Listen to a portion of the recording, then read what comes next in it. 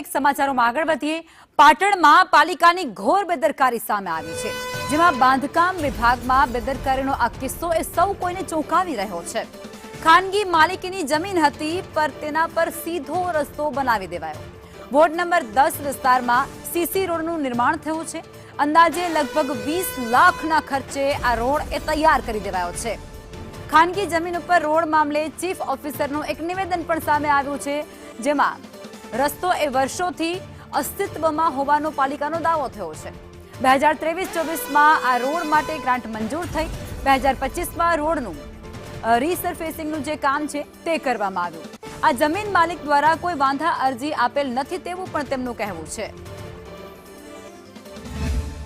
એટલે જ્યારે બિલ્ડરે જમીન ખરીદી તે સમયે પણ નગરપાલિકાને કોઈ પણ પ્રકારની ઇન્ટિમેટ કરી નથી કે ભાઈ આ મારી જગ્યામાં રસ્તો છે।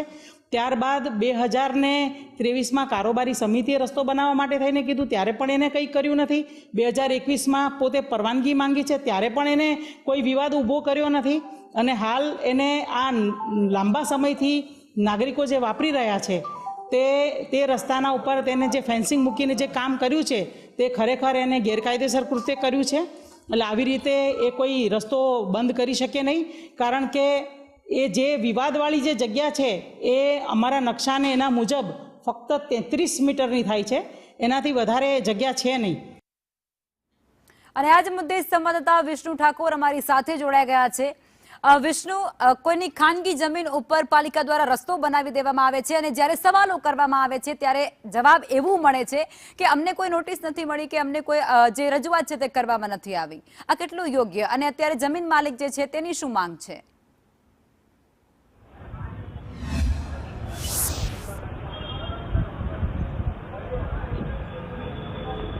લખમાં ચોક્કસથી પાટણ શહેરના વોર્ડ નંબર 10 વિસ્તારમાં આવેલ મીરા દરવાજાની બાજુમાંથી એક વર્ષો પહેલા એક રોડ માર્ગનો ત્યાંથી પસાર થતો હતો। ત્યાંથી તેને લઈને પાલિકા દ્વારા 2023-24ને લોકોને ધ્યાને રજૂઆતો ધ્યાને રાખીને તેને રોડનું નવનિર્માણનું કામ કરવામાં આવ્યું હતું, જે 20 લાખના ખર્ચે નવીન રોડ બનાવવામાં આવ્યો હતો। નવીન રોડ બનાવી દેવામાં આવ્યો હતો, પરંતુ તે માલિકીની જગ્યા છે કે તે કોની જગ્યા છે તે જાણ્યા જોયા વિના રોડ બનાવી દેવામાં આવ્યો હતો। રોડ બનાવી દેવામાં આવતા જે જીગર પટેલ છે, જમીન માલિક છે, તેઓની જમીન અંદાજે 1 વીઘાથી ઉપર જમીન છે, તે અંદાજે કરોડ રૂપિયાની કહી શકાય છે। જે જમીન ઉપર રોડ બનાવી દેવામાં આવતા જીગર પટેલ દ્વારા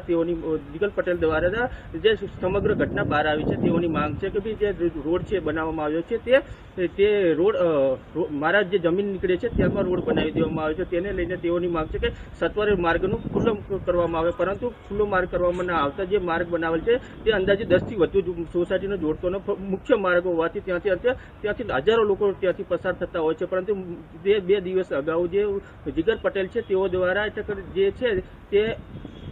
જે છે તે જગ્યા ઉપર તાર ફેન્સિંગનું કામગીરી કરી દેવામાં આવી। તાર ફેન્સિંગનું કામ કરી દેવામાં આવતા 10થી વધારે સોસાયટીનો લોકો ત્યાંથી હેરાન પરેશાન થઈ રહ્યા છે। તેઓની માંગ છે કે ભાઈ જે રસ્તો માર્ગ ખુલ્લો કરવામાં આવ્યો છે તેઓની કોઈ વ્યવસ્થા કરવામાં આવી નથી, તેમ છતાં બાજુમાં કોઈ રસ્તો પસાર થવાની કોઈ વ્યવસ્થા કરવામાં આવી નથી, તેમ છતાં ત્યાંથી માર્ગ પર તાર ફેન્સિંગ કરી દેવામાં આવે છે।